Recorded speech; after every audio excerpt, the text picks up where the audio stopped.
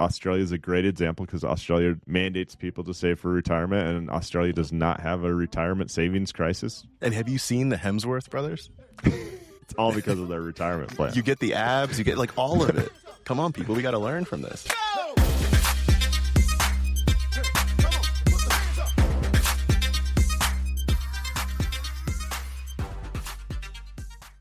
This podcast contains the arguably witty banter of two friends, Skippy and Doogles, that like to debate about investing. The content is intended to be entertaining and for informational purposes only, not investment advice. You should do your own research and consult a financial professional before using any of the information in this podcast, and especially before investing. Weather outside is weather. Do you know that one? No. First of all, I had to give the people what they want because we took a week off from the movie quotes and uproar. Mm-hmm. So I had to come back with it. This one is actually a classic. It's not a joke like the other ones. Forgetting Sarah Marshall. Outrageous. So bad. Like the anti-classic. I mean, whatever. It's watchable, but the anti-classic. Anything but a classic. Welcome back to Skippy and Doogles Talk Investing. SkippyDoogles@gmail.com. All your Skippy Doogles needs can be found at SkippyDoogles.com. We love it when you get in touch with us, so please send us an email. Check out our website. All the above. We have a few items for you today. We're going to start off with Benedict Evans' AI Eats the World deck. I haven't watched the talk, but we're going to talk through the deck. Then we have a few quick hits. Americans not paying credit card bills. NASDAQ performance after Netscape. Micron is off the cheesy for sheezy. And we're going to wrap up with a paper about investor preferences, portfolio choices, and friction. Whew, man, when I just say the word paper, I get so excited. I don't know why we don't kick off with the paper, but that's okay. You got to save the best for last. I know why, because it's a 44-page paper from the Journal of Finance, volume 81, issue 1. No one is interested in this except for you. No one. Talk dirty to me. Stop it. Okay. Benedict Evans, what was your take? It's great. There's what? It's an easily digestible 79 slides. No one has ever said all of those words together. It's not bad. It's really interesting stuff that you hear talked about all the time that people often don't back with facts. So this is Benedict Evans, who does great work. It's from this month. It's from May. So it's the most up-to-date data. There's tons of things I could dive in. I don't want to take this the wrong direction though. The slide that was most maybe interesting, maybe it's just that I paused and was in shock and awe of it's just the revenue growth of Anthropic and OpenAI.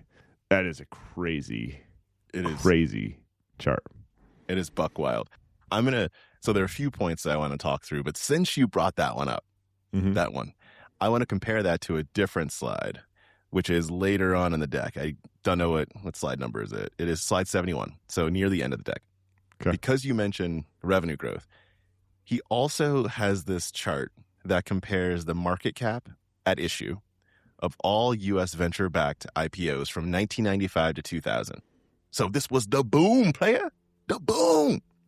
All of those, about $750 billion in total, and compares that to the private market values of OpenAI and Anthropic, which you all know are more like $900 billion. So he is saying those two organizations, each of them independently, is worth more than the total market cap at issue of all U.S. venture-backed IPOs. We just had that conversation about venture-backed IPOs a week or two ago. And so the companies used to go public a little bit earlier. They were a little bit smaller, so there's all that. But I still think that that's fascinating. I also loved slide 71. I'm going to say it again. The total value of all U.S. venture-capped IPOs from 1995 to 2000 is about $750 billion. The private market value of OpenAI is about $900 billion. The private market value of Anthropic is about $900 billion. Put them together. This is before you even talk about SpaceX junk, right? That's more than double. Now, that being said, I really have to resist putting on some glasses and a pocket protector and screaming about inflation adjusted this and inflation adjusted that. But it's a killer piece of data. Now, this is not on the same graph as that. But since we're talking about hundreds of billions of dollars, the thing we can also compare is that roughly, according to Evans's estimate, roughly from Microsoft, Alphabet, AWS, and Meta, the rough 2026 capex is $700 billion. So the capex from those companies is also about what the total market value was for all 1995 to 2000 U.S. venture-backed IPOs. You have to know nothing else to at least give this a little like shoulder shrug and say, well, that's something different and interesting. I think of like Peter Thiel. I know he's still alive, but if he wasn't, he'd be rolling in his grave, being like, I bought this incredible asset light network effect, brilliant business, right? And now it turned into Exxon Mobil, right? With capex spend. It's literally like, what are we mining for? I thought this was just about printing money from connecting friends and stealing their attention. And now it's Exxon Mobil. Like, where is the oil? If you go back 20 years, roughly, it's like a little under when this really happened. But if you go back 20 years, this was when it was all like, we have on-premise servers. You need on-premise servers to make all your data run or, et cetera. And then the cloud started to come. And they'd say, actually, we can get rid of all these servers. And we could run in the cloud. That makes things so much simpler. If you went back to someone at that point when we were making that transition and said, guess what the largest tech companies are going to be doing in 20 years? Building data centers. It's fascinating. It's not building data centers. It's spending all of their free cash flow, and in many cases, exceeding their free cash flow to build data centers. And putting some of it off balance sheet, which is like, these companies print money. Why would they ever need to hide some financial dealings? I want to know what the CEO of MCI back in 1999, him looking at this right now and being like, "Oh, does anyone want to talk to me?" Like, just to give you a little bit of, and that gives you a preview to something else I want to touch on.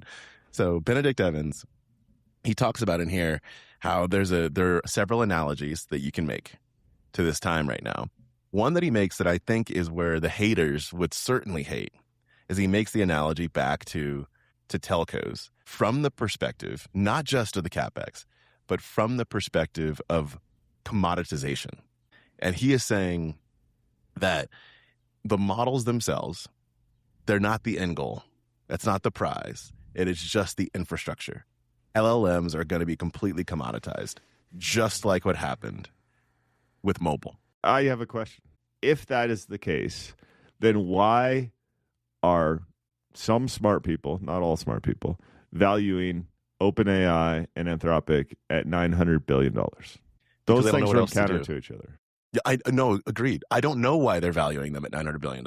It doesn't make sense to me. We've talked about this with OpenAI specifically. I think Anthropic seems to be a better run company from a fundamentals perspective. Entropic claims, I don't think they claimed, insiders or something claimed that Anthropic is now profitable, right? It's entirely, so yeah, OpenAI is such a mess, I don't even want to talk about it. I'll tell you the answer to that question. The reason that Anthropic is valued at $900 billion is because some people speculate that that is the last company ever created. Now, this is complete hogwash, but just bear with me, right? Because Anthropic is so smart, when you need a new Salesforce, you just tell Anthropic to build one. When you need whatever, like Anthropic, and then Anthropic's models are so smart, they build new models that are smarter, and they build their own solar array to build their own data center, et cetera, right? But you can't, those two things are in complete contrast to each other. You can't say LLMs are complete commodities and don't really matter because everyone, I mean, there's a graph in here that shows this, right? All the models get better together effectively, and they all converge to the same spot. So guess which one people should use if that's the case? The free one. That is what commodities are. And that's why I'm more in the camp of where Benedict sits, or at least what he is proposing, the question he's raising. I don't know where he sits exactly, the question he's raising. And the reason he makes this comparison is because, one, what you just stated, similar performance. Two, he says there are limited network effects for both of them. Three, heavy capital needs. And the last is you have uncertain pricing power into the future. When you take all those things, he lands on, you should at least question whether or not we have commodities sitting up here. Okay, so sorry, this is from memory, and I'll get a few things wrong, but directionally it's correct. 3 weeks ago, Anthropic's CFO was on with Patrick O'Shaughnessy and talked through some stuff. I don't have my notes in front of me, but one of the things he talked about was, I believe, what they're calling net retention rate, which typically, if it's like in the 90s, is incredible, right? If like 90% of your customer, 95% of your customers stay. Their net retention rate currently for frontier models was 500%, meaning people spend 5x more than they started to spend. Yeah, this is not over several years. I'm just saying, now, based on what I have heard from a trustworthy source, that sounds right. It's anything but, it's pricing power is anything but a commodity.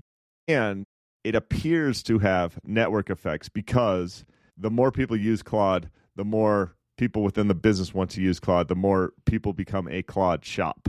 The more memory Claude has of your personal circumstance and your business's, I see companies sign up for enterprise plans all the time. They get really excited about the customization, the access privileges that come with enterprise plans. I just think the answer here is somewhere in the middle, is all I'm really trying to say. I don't know if I'm doing a great job articulating that, but it's not a complete commodity, because if it was, these companies wouldn't have the pricing power that they have. Yeah, but you don't become a commodity immediately. Like, mobile networks were not as much of a commodity immediately. You have advantages. These companies have only been around, like, in the mental sphere. I mean, for like a handful of years. So this is talking more about what ends up occurring, not necessarily what's happening today. And Doogles, you're gonna make me borderline mad here. They've only been around for a few years, but Anthropic's, according to slide 18, Anthropic's reported monthly revenue has gone from basically $0 to almost $4 billion. Yeah, in 2 years. Yeah, that's not priced like a commodity. No, but what if it becomes commoditized? What then happens to that revenue? It goes to zero. Exactly. Effectively. That is not necessarily, to your point, not necessarily to zero, but when something first comes out, of course you're going to have pricing power because it's a novelty. But if it then becomes a commodity, or at least semi-commoditized, you don't have that pricing power. And what he's saying is, over time, it won't have that pricing power because of all the other stuff that we talked about. Well, and so of course you do now. Let's go to Fantasyland. I want the listeners to understand I'm being intentionally hyperbolic here. Yeah, and it's fun. Please do. But when OpenAI goes bust, which is like 6 months away. Yeah, it's already gone busted. It still exists. Then the data center capacity that they have secured becomes incredibly cheap, right? And so then Meta or the individual companies can take their own open source models, throw it on top of that data capacity. That's not free. You still have to pay for the power. And I mean, the GPUs bust because all of a sudden there's excess capacity there. That's great. Anthropic would pull back in that situation. Just goes to zero. It never goes to zero because you always have to pay for the power consumption that's related to these models. Yeah, just the price becomes so low that it effectively goes to zero. I still think that we are in VCs subsidizing Uber 10 years ago, where you could take a ride for $5, even though the ride was costing them $30. Yep. Right? So I think Anthropic's $4 billion a month run rate, and sorry, actually, that number's not entirely right. Anyway, Anthropic's huge revenue growth might be, the true cost of that might be like 2x, 3x what their revenue in the door is. So what I'm trying to articulate here is if the price normalizes to a point where you actually pay what it costs. Yep. The price goes up significantly. But if the supply of data centers is a bubble, that collapses back down. You might end up in the same place where it's just not explosive growth, but like you have these really complex competing factors that are both pulling significantly up and significantly down at the same time. We shall see. Here's what I'm trying to say. This is incredibly complex. Yeah. No, I completely agree. And it's not going to be, to the point you made, it's not going to be $0 versus $1 billion. Like, it's the two extremes. It might be somewhere in the middle. But if you had to have a spectrum of fully commoditized versus not at all commoditized, I think it's closer to the commoditized. bucket would be my guess. I'm more in agreement with that.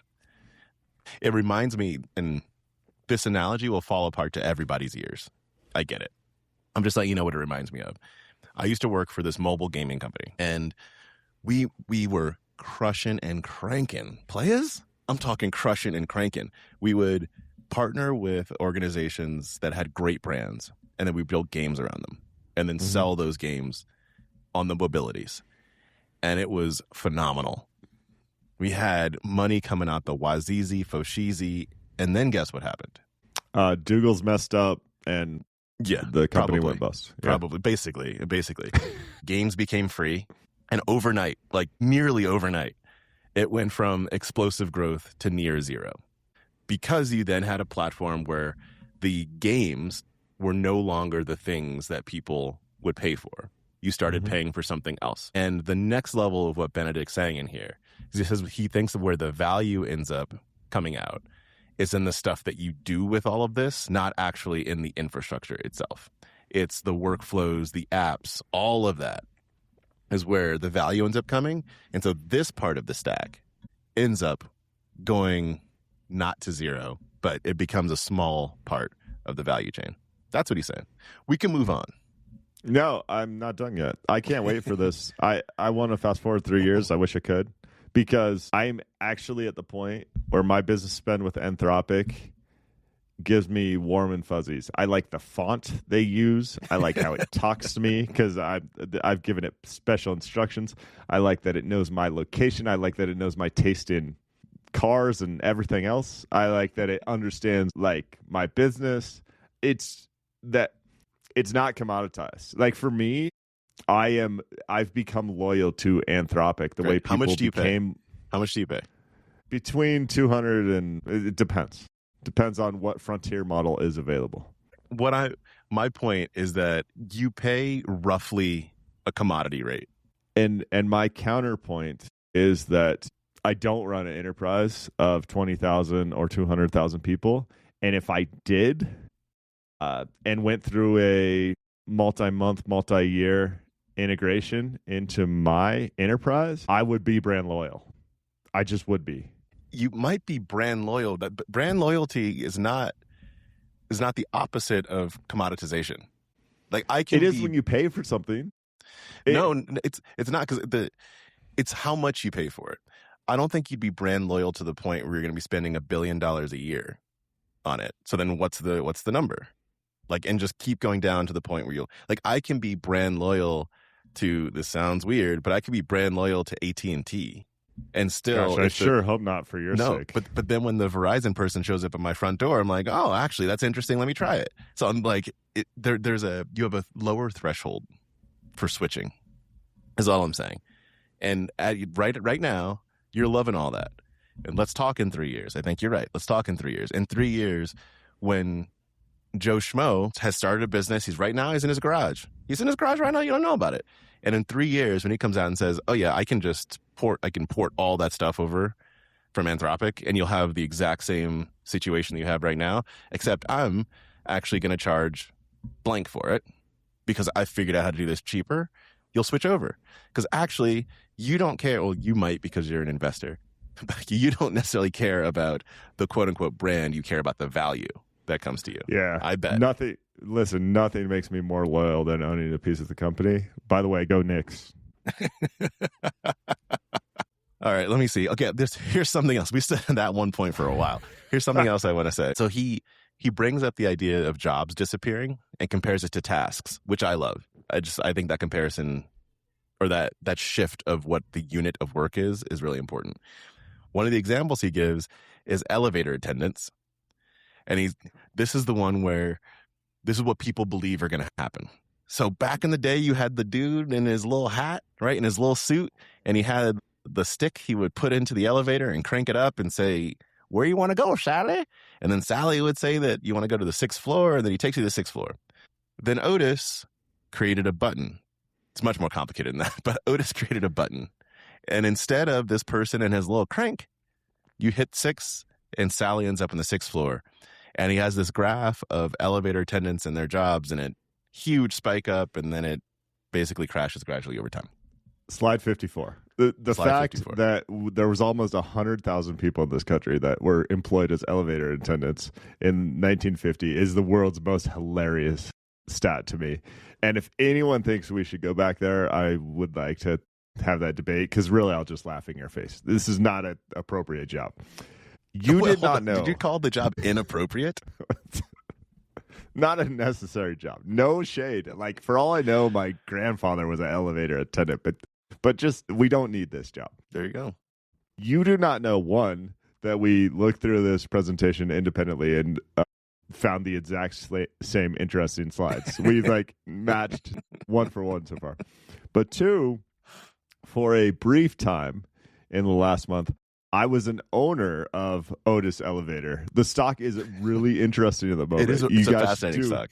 You should do a deep dive. The service arm that comes with new elevator installations like exists, and you're not going to have someone that's not Otis service your Otis elevator. You know the worst PR in the world when your elevator breaks and someone dies and you said, "Oh, we didn't service it properly with the manufacturer that installed it." Fascinating stock. Briefly, we were there for Eskimo cousins, not Eskimo brothers, because in 2020, UTC, United Technologies Corporation, spun off two of its subsidiaries. One was Carrier Global, one was Otis. Mm-hmm. I've owned Carrier Global since 2020. Briefly, I think you said you owned Otis, so you must have smelled my stank and had to get out of it. At the moment I found that there were names that I like slightly more, but I would love for Otis stock to come down a little bit and then just ride that wave. Again, no one is going to stop servicing their elevators, and there's some compelling dynamics about future install possibilities as well. It's an interesting name to look at. So he compares that. He says that's one story that people will tell is what happened with elevator attendants. So, but there are other stories. And he raises grocery stores and says when they figured out the barcode, grocery stores got more SKUs because it actually unlocked additional capability. He says when tasks become free, what happens? And that's the question. He doesn't necessarily have an answer, but he said that's the question we have to answer. Is this going to be more like what happened with supermarkets? Is it going to be more of what happens with Sally trying to get to the 6th floor in the elevators? And we shall see. Okay. Have we gone enough into this Evans deck, or is there something else that stood out to you? It's fun to look through. I think our listeners probably have AI fatigue, because I do. But it is what people talk about at the moment. What else are we going to do? We are going to reach into the fishbowl with some ridiculous stats. I don't believe these, but they came from trusted sources. Okay. 875 trading days after the release of Netscape on December 19th, 1994, the NASDAQ went up 144.55%. Okay. 875 days since the release of ChatGPT on November 30th, 2022, the NASDAQ has gone up 144.77%. Basically the exact same. And this is plotted here. This is from Bespoke Invest. That, like, it's basically the exact same chart. Does this mean anything? Absolutely not. Is it the world's most... What does it mean? Does. Here's what it means. It means that just as today, Netscape no longer exists. You can finish the rest of that if you want. Our listeners are smart. They can figure that out. Okay. Another stat that I don't know if we're in a bubble. I don't make predictions. We're in a bubble. Fascinating. We're in a bubble. Okay, continue. Okay. Micron, the Idaho-based semiconductor stock. I never knew they were based in Idaho, which is hilarious to me. I still don't think they are. Like, it doesn't... I'm like, yeah.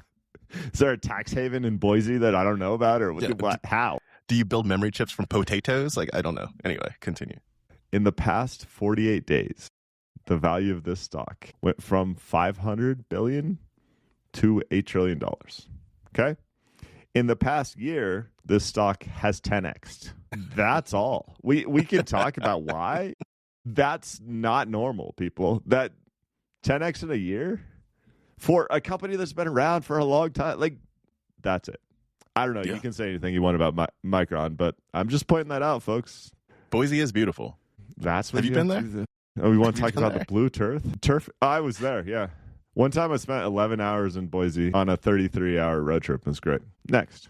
You're supposed to laugh, Doogles. You're supposed to laugh. No, I want to tell my other...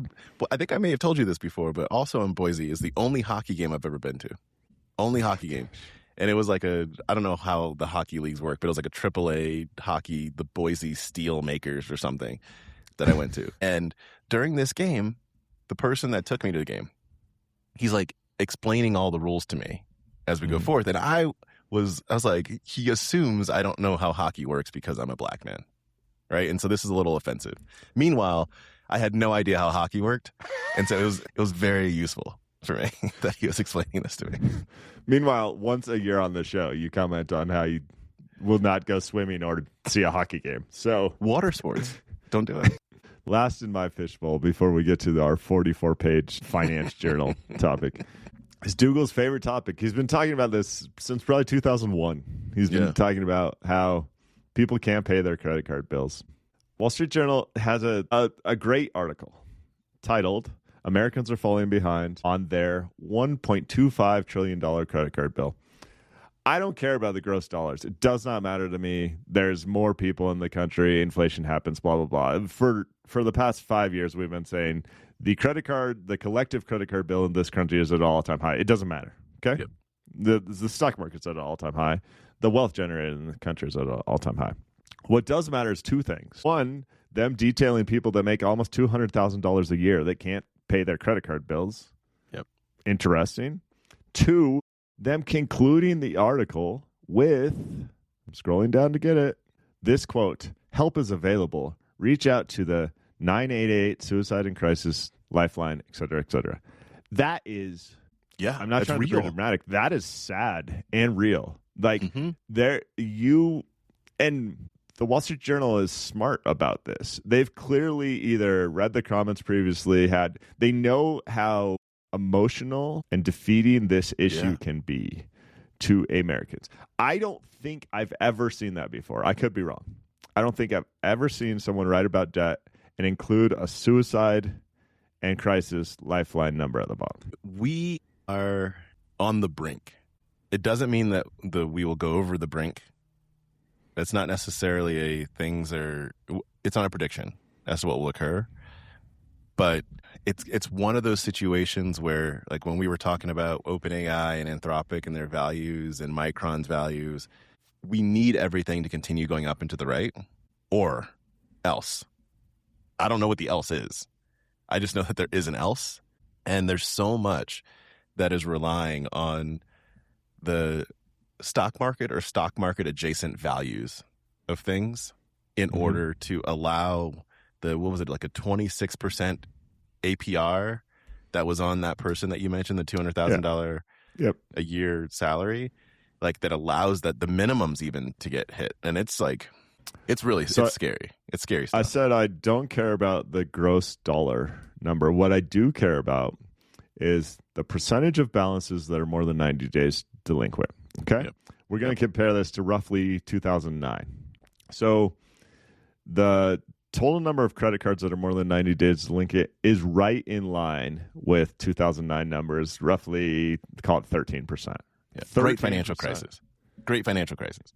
Yeah, it's called the Great Financial Crisis for a reason, okay? Yeah.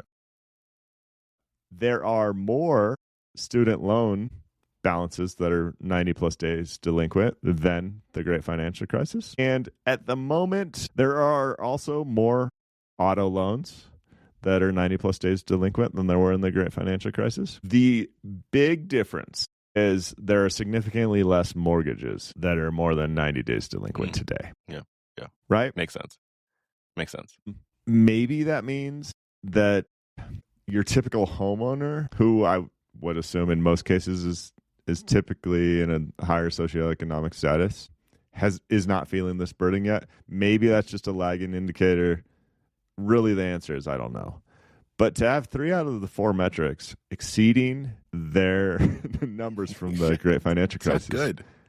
No, it's not good. And that's whatever we want to say about AI and the future of AI. That is where, when you look at the stock market and look at the fact that it's at all-time highs as we speak, hitting new highs, Dow, S&P 500, and NASDAQ, I think, are all hitting all-time highs. When that is occurring, what the stock market is in aggregate, again, ignore the specific components for the moment. What it is in aggregate is a view into the future of corporate earnings. So you're saying, here's where I believe that the American economy, as measured by corporate earnings, will be in the future, valued today. That's what the stock market is over the long term.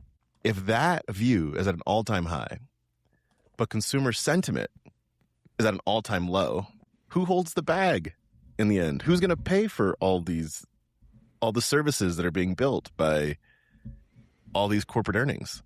Who's going to buy the flights? You know the answer, right? Elon? No. The latest data claims that, we talked about this too, that 50% of all spending happens with the wealthiest 10% of households. Like, yeah. What's been happening here, that I own a bunch of retail stocks because I'm apparently not very bright. That's all that matters. You have to get your wealthiest spenders to spend money. That drives all of retail spending. And that goes back to the other point around where the stock market is. And if the stock market gets hit, those wealthiest people are actually sitting on the stock market. Mm-hmm. So we don't give advice on the show. Sometimes we give research recommendations. This is going to sound advicey. It's really not. But if I was in this situation, you talked about those contrasts, right? Yeah. If I had a ton of funds invested in the stock market near all-time highs, but I also held a significant amount of credit card debt or student loan debt or auto loan debt, Yep. I would probably right-size those, because what you're saying about how fragile that seems is, I don't know what the future holds. Maybe the stock market doubles before anything happens. Yeah. But I know what the worst case is, and it's really rough for debt holders that don't have means to take care of that. Yeah. This goes back to Charlie Munger's, I'm going to paraphrase this, but he was like, just tell me the place where I'm going to die and I'll just never go there. Yeah. Whatever that is, what he means by that, because that place was a hospital and he went there, so he messed up there. But what he means is, just show me the bad thing and just avoid doing the bad thing. And if you don't do the bad thing over long periods of time, you'll end up better than most other people. And what I'm saying is, the bad thing in a potential bubble situation is a significant amount of debt that you can't service. Exactly. This could be a company too, right? Everything always comes back to debt. Whenever these things pop, it's because of debt. Mm-hmm. All the time. Hundreds. Show me a time where it wasn't debt, and I'll call you a liar. All right, should we transition to the last item in the fishbowl? Oh, my friends. Okay, so there's this beautiful, dare I say, beautiful paper that is called What Drives Investors' Portfolio Choices? Separating Risk Preferences from Frictions. The paper covers a topic that is oft discussed, but I like the way they do it here, which is why I'm bringing it up. So the topic that's oft discussed is around what happens if you default someone into investing in the 401k versus not. Like, that's talked about a lot. It's been shown that if someone takes a share of their income by default when they join a company, put in their 401k, they're more likely to end up saving. That has been shown time and time again. This hits on that point. But what they did was they looked at those where that was the case versus those that were not. And what they did with that data is they said, what does that mean for how people actually want to construct their portfolio? Because oftentimes what we do broadly is we say, look at people's portfolios and that will show you their preferences. They're saying, nah, that's not really what it is. You have to also look at the power of inertia when it comes to investing or money in general. So here's what I mean by that. If you are someone within your 401k who the 401k provider puts your money into stocks, you are more likely for your money to stay in stocks. If you're someone who the 401k provider defaults you into money market funds, you are more likely to stay in money market funds. And that does not show you the preference. It just shows you by default. Yep. But what they do show is that if you start in the money market funds, it is more likely that you will push your money into stocks faster than the reverse. So investors typically, at least for and these are investors that have 401ks. They looked at 401ks. So that's not a broad swath of society, but it's a lot of people, right? So they said, if you have a 401k, this is true. This is what they found. You have a proclivity towards stocks by, I think it was more than 90% of people stayed invested in stocks if they stayed in stocks. That's a really high percentage. And so we are not as risk averse as, generally speaking, folks think that we are. I like this nuance. It's a good call out. The other one, and this is a little bit tricky because they put a number on something that's kind of hard to put a number on, but statistician's going to statistician. They came up with this, what they called a portfolio adjustment cost. And so they tried to estimate what is the dollar value of switching costs between the portfolios. And the number they came up with was $156. So to say that in a different way, it would take someone feeling as if they had $156 more of value to go from the money market fund to portfolio. And that could come from fees, it could come from belief in gains. It's not like a tangible number necessarily, but they were saying, like, based on the portfolios they looked at, that's what it looked like. And then vice versa. If you were in stocks, in order for you to shift, you'd also have to see that there was $156. It's a pretty low number in the grand scheme of things if you're putting money into a 401k. So the switching costs are real, but they're not that large. But these small frictions like make a big difference over time. So the more that you can reduce that friction, the more likely someone is to then be in stocks where they're going to have higher retirement over the long term. I'm a little confused as to why the $156 is like a gross dollar value instead of like a percentage of total invested capital, or like, I don't know. That's what they found was $156. It's like, so yeah, I agree. I don't know.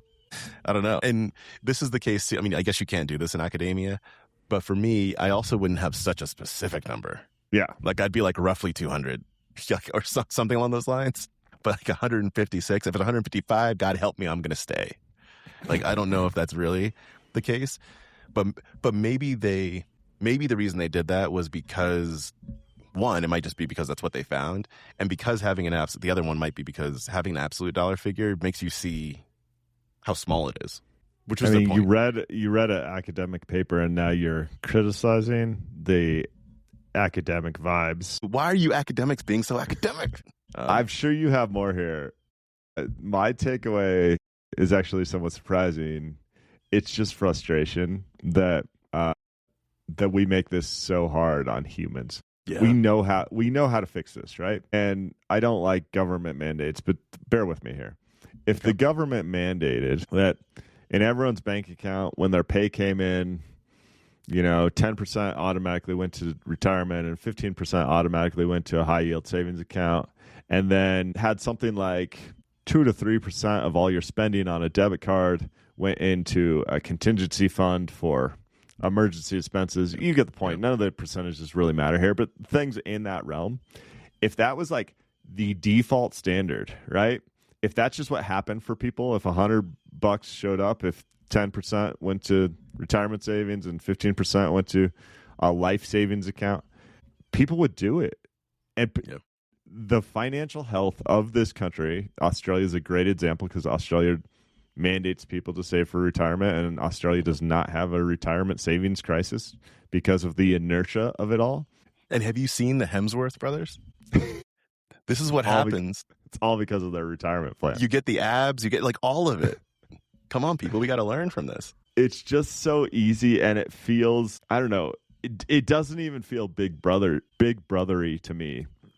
It's just like, hey, we have these guardrails in place to help you save money because humans are bad at saving money because we have hunter-gatherer brains, right?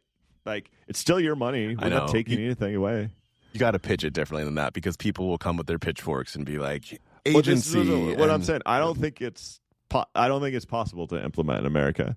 But if you did it, the difference in behavior is drastic. Be massive. So massive. So those were the main points that I wanted to tackle. So there's relatively low friction that they came up with, $156, whether it should be a percent or not, but $156. People are actually pretty risk tolerant. And so like that was one I thought was interesting. And then the take on like how they measured that, looking at the difference in opt-ins versus defaulting, I thought was like pretty smart. And the takeaway I think is what you just said. Like it's not about There's a lot of effort that could be put into changing investor psychology. In the end, the return that you get from that effort on trying to change people's psychology is much lower than the return that you could get from changing the policy. Yes. There it is. That's all we got for today. Thanks for listening. Hit on some key points. Remember, skippydoogles@gmail.com. All your Skippy Doogles joys can come from that one email address. So just questions, pontifications, we love it all. Please do. If you want to send us some stocks that you are looking at and just want to get our opinions, we enjoy that. And we can do an investor committee if something comes through that also piques our interest. So please send us that. Otherwise, skippydoogles.com, all your Skippy Doogles needs. And we will see y'all in a couple weeks because we're taking next week off. Peace.